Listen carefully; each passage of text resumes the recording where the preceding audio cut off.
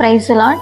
దేవుడు మనకి ఈరోజు ఇస్తున్న వాగ్దానాన్ని గమనించినట్లయితే యెషయా గ్రంథం 54వ అధ్యాయం 17వ వచనం, నీకు విరోధముగా రూపింపబడిన ఏ ఆయుధమును వర్ధిల్లదు.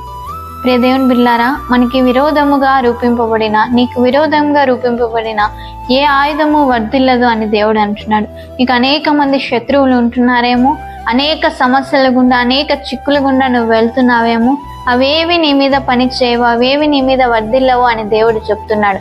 కాబట్టి ధైర్యము తెచ్చుకోండి. దేవుడు నీ పక్షమున ఉంటున్నాడు, నీకు సహాయం చేయబోతున్నాడు.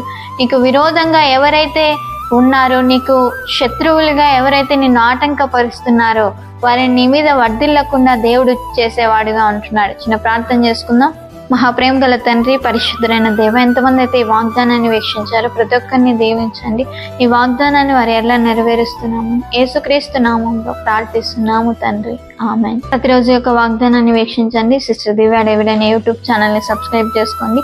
ఫేస్బుక్ పేజ్ని లైక్ చేయండి, ఫాలో అవ్వండి. దేవుడు మిమ్మల్ని మీ కుటుంబాలను దీవించుగాక. Praise lord.